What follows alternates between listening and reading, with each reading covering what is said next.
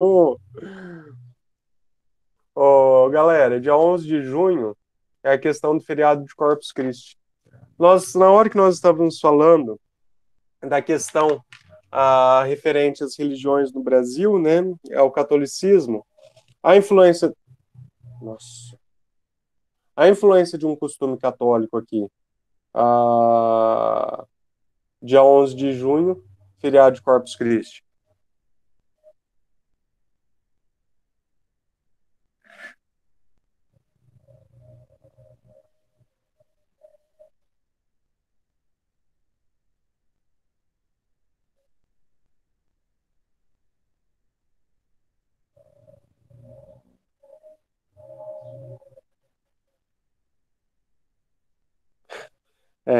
Paulo, a gente vai observar o seguinte aqui, galera. A questão referente, né, ao período patrístico, de certa maneira, ele tem bastante influência de Platão, né? O Platão era um dos principais pensadores gregos, certo? E dentro dessa ideia, dos principais pensadores gregos, nós vamos observar que o pensamento platônico ele vai ser difundido entre os patrícios por meio do neoplatonismo, ou seja, do novo platonismo. Ô, galera, o som tá saindo falhado alguma coisa? Porque estão, acho que tapando buraco na frente da minha casa e estão passando aquele rolo compressor, Não, senhor, tá de boa o som. tá?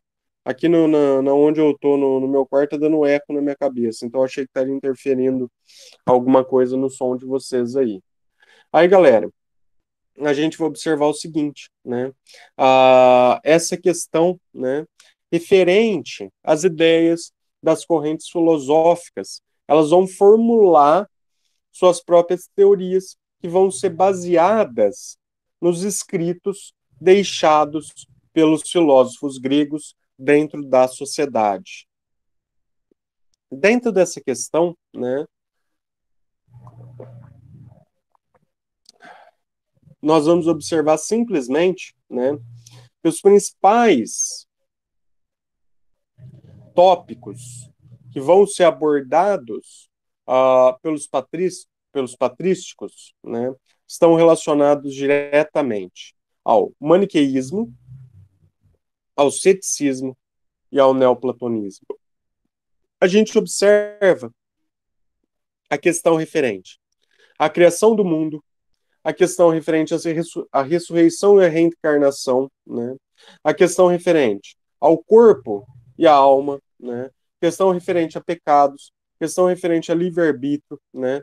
A questão referente à predestinação divina, certo? Nossa, gente.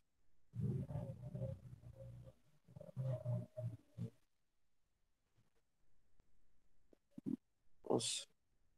E dentro dessa questão, né, a gente observa simplesmente, né, a ideia referente, né, à difusão das principais doutrinas quando nós pensamos na questão referente.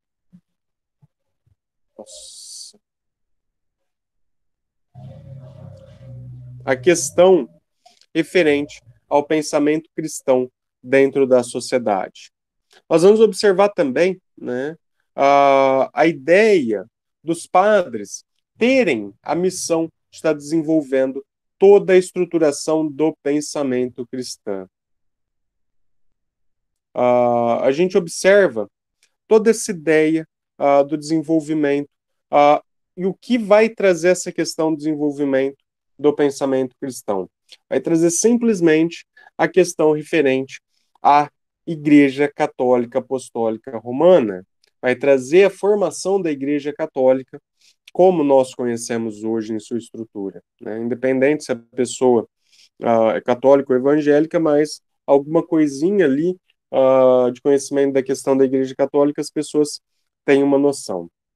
Quando nós pensamos na questão da Pátrica e do Santo Agostinho, a gente vai observar que o Santo Agostinho ele é um dos principais filósofos da era pátrica, né?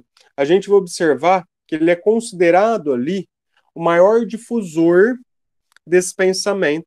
Nós observamos também que ele é o maior polemista da filosofia, né?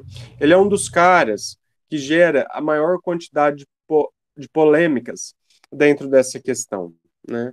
Ele era teólogo, filósofo e bispo de Hipônica. E a gente vai observar que ele vai recorrer a diversas teorias, né? Diversas teorias dentro da filosofia para estar encontrando um sentido para a vida, né? A gente observa também a questão referente ao seguinte, né? Dentro da ideia da busca, né? A gente observa ali a questão referente ao conhecimento pitagórico, né? A questão referente ao maniqueísmo.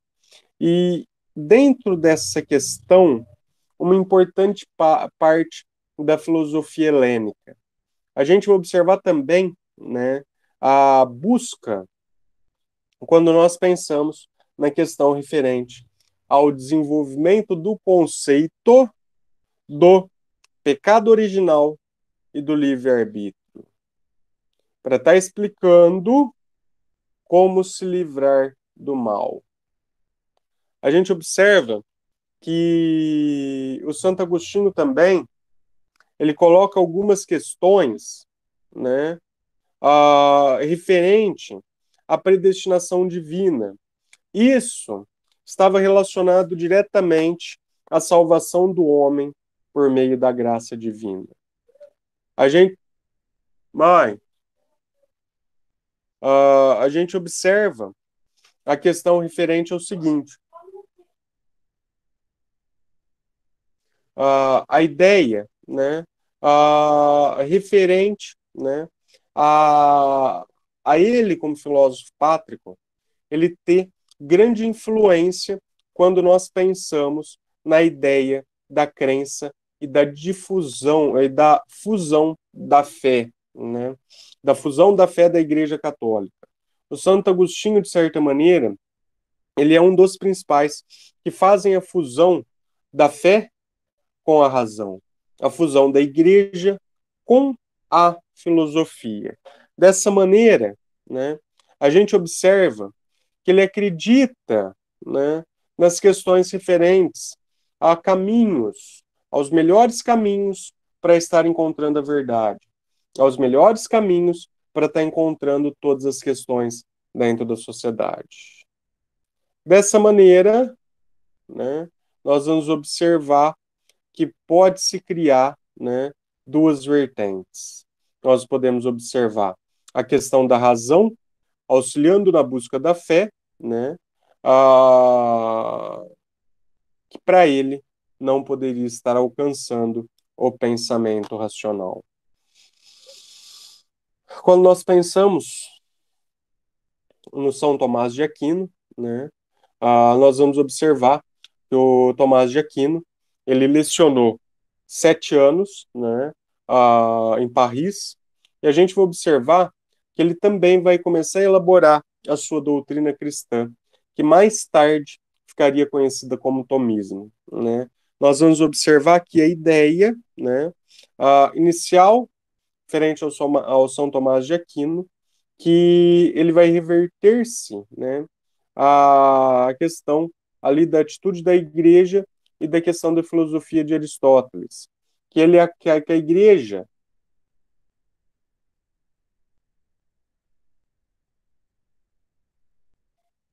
exato, Paulo, tudo virava movimento, exatamente. Então a gente observa toda a questão ali, né, que nós vamos observar o Tomás de Aquino ali, né, colocando a Igreja Católica e a filosofia aristotélica em partes opostas. E nós observamos justamente que os pensadores da Igreja Católica, né, dentro de eram colocados como pagãos, né, justamente como todos os outros pensadores gregos do momento. Na Idade Média, né, a gente vai observar que os filósofos árabes, como Averroes, né, eles vão traduzir a obra do Aristóteles, né, e difundirem, né, as obras do Aristóteles. E depois de algum tempo, eles vão acabar desaparecendo. A gente vai observar que a interpretação deu ao Averroes um pequeno comentário, né? Ele entrava em choque direto com a doutrina da igreja, né? Por quê? Ele negava a revelação, né? Mas somente pela razão o homem conseguiria estar chegando ao caminho de Deus ao longo do seu tempo. Nós vamos observar a famosa Suma Teológica. Quando nós observamos a questão referente à Suma Teológica, nós vamos observar que depois dos estudos sobre a filosofia de Aristóteles, né, Tomás de Aquino ele vai chegar a diversas conclusões, né? A primeira está relacionado diretamente à filosofia de Aristóteles. Ela não era necessariamente pagã, né? A gente observa, de certa maneira, né, que o filósofo ele era nascido antes de Cristo, né? A gente observa que os gregos, principalmente Aristóteles, eles também tinham uma concepção de Deus. A segunda, a razão dada ao homem por Deus, né, ela não se choca com a fé, né? A gente observa a questão referente a ela ser bem utilizada. E ela pode conduzir à verdade. A terceira, a gente observa a revelação divina orienta a razão e a completa ao longo da jornada. Nós observamos as questões referentes, né, às conclusões do Tomás de Aquino, elas vão ser reunidas na sua principal obra, que eu acabei de ler alguns pedacinhos dela, que é a chamada Suma Teológica. E a gente observa que ele tenta, né, tá provando a razão humana e a questão referente à fé. A gente vai observar questão referente à Suma Teológica, né, questão referente à ideia do Tomás de Aquino, né, e nós vamos observar a questão referente a uma clara exposição dos princípios do catolicismo. Eles vão sendo aceitos e validados ao longo do tempo.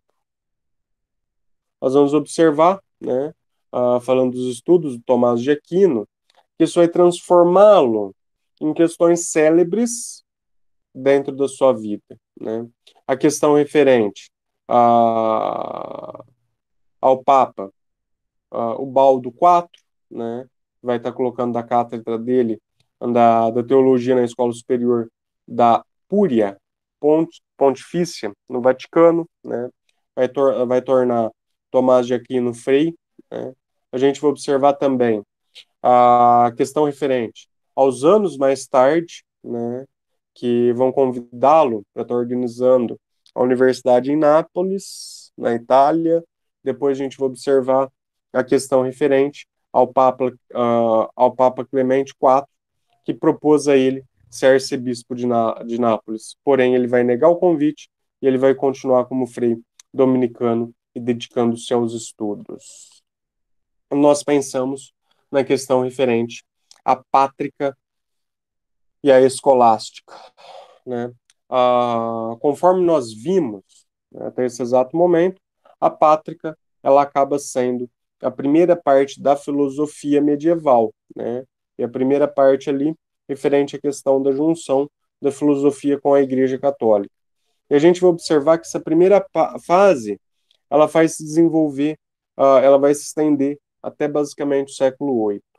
A gente vai observar, né, que durante os 7 séculos, essa filosofia ela vai ser focada nos ensinamentos dos homens da igreja, ou seja, padre, bispos e todos os membros que a igreja tinha. até o século IX, né? Ah, depois disso, nós vamos observar que surge a escolástica, que vai estar relacionada diretamente a uma filosofia que vai até o início do Renascimento, no século XVI. Né? E a gente observa, né, que da mesma forma que a pátrica, a escolástica ela vai se basear na filosofia grega e no cristianismo. Nós observamos a questão da ideia de estar difundindo a fé e a razão unidas para o crescimento humano. A pátrica defendia a religião cristã e negava o paganismo. A escolástica tentava explicar a existência de Deus por meio do racionalismo. E a gente vai observar a existência do céu e do inferno e as relações entre o homem, a razão e a fé. Né? A gente vai observar que o Santo Agostinho ele vai ser o maior representante da filosofia pátrica, o São Tomás de Aquino ele vai ser o príncipe da escolástica, né?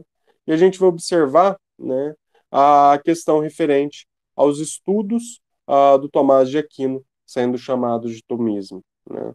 Por fim, ele vai ser nomeado doutor da Igreja Católica em 1567. Galera, beleza? Eu acho que eu já falei bastante, ficou até cansativo para vocês, né? Eu vou pegar a lista aqui. Eu não sei onde eu coloquei, só um minutinho para pegar aqui atrás.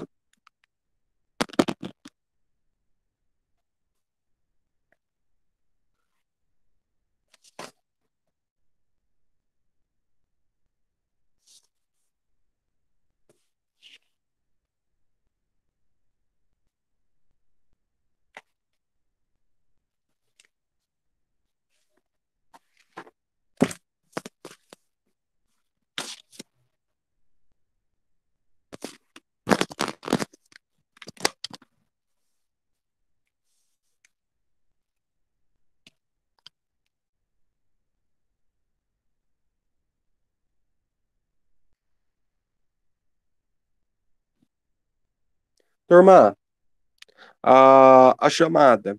Senhora Ayla. Ok. Alan. Arthur. Ô, Arthurzinho, esqueci de mexer com você hoje, Arthurzinho. Bruno. Bruno faltou, né? Camila.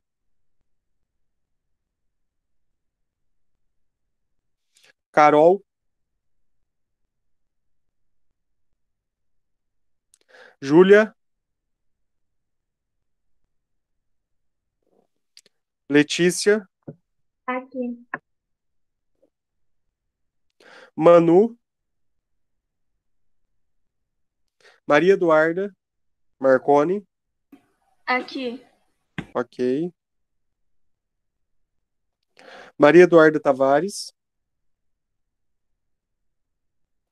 Melissa. Miguel.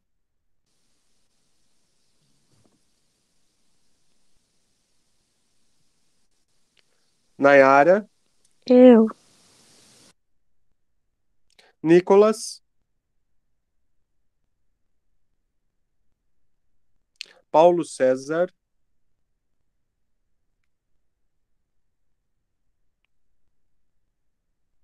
Pedro. Ok, Paula. Escutei, Nayara. E Vitória. Tá, o Nicolas também falou que estava aí. Tá aí a Vitória aí, beleza. Galera, seguinte. Vou encerrar a aula nesse exato momento. Já vou pro Classroom, vou carregar as questões com vocês, tá? Na hora que todos entregarem as questões, por favor, já entreguem as questões para mim, tá? Já vou colocar a data. Eu que agradeço, Nayara. Já vou colocar a data, né, para vocês entregarem. Entreguem, porque na próxima aula eu faço correção com vocês das questões que foram lançadas lá e tiro eventuais dúvidas, tá? Então, por favor, né? Entreguem ali na data o mais correta possível. Se tiver alguém faltando entregar, não tem como eu corrigir, tá? Agradeço a todos pela presença, pela aula. Se na quinta-feira tiver aula, a gente começa às 7h40 de novo, pode ser? Aí na quarta noite, que nem eu fiz ontem, eu lembro vocês. Aí se for só na terça-feira, eu vou perguntar para a tia Paula como que vai ser, a gente começa às 7h40 também, pode ser? Beleza, Pode senhor. ser, senhor. Pode ser sim, senhor. Não, beleza, combinado. Então eu vejo certinho com a tia Paula e tranquilo, beleza? Ó, muito obrigado pela presença de todos. Qualquer dúvida aí, vocês dão um grito no WhatsApp. Ô, Bruno, o que que aconteceu com o Alan? Não sei não, senhor. Então, Arthur, Ô, senhor, o que você acha que a gente vai saber? ué, vocês são tudo amigo? O que aconteceu com o Alan, Senhor, Arthurzinho? geralmente, quando eu falo com ele que ele falta nas aulas, ele fala que ele perde hora. Ah, tá. Não, fica tranquilo. Tá bom? Paulo, até mais. Galera, bom final de semana. Obrigado, senhor, Bom final de igualmente. semana. Obrigado pela aula. Boa Igualmente, semana para senhor. vocês, galera. Não um bom final de semana. Obrigadão aí. Até mais, gente. Tchau, senhor. Valeu. Tchau. Tchau, senhor. Obrigado. Obrigado. Tchau, tchau.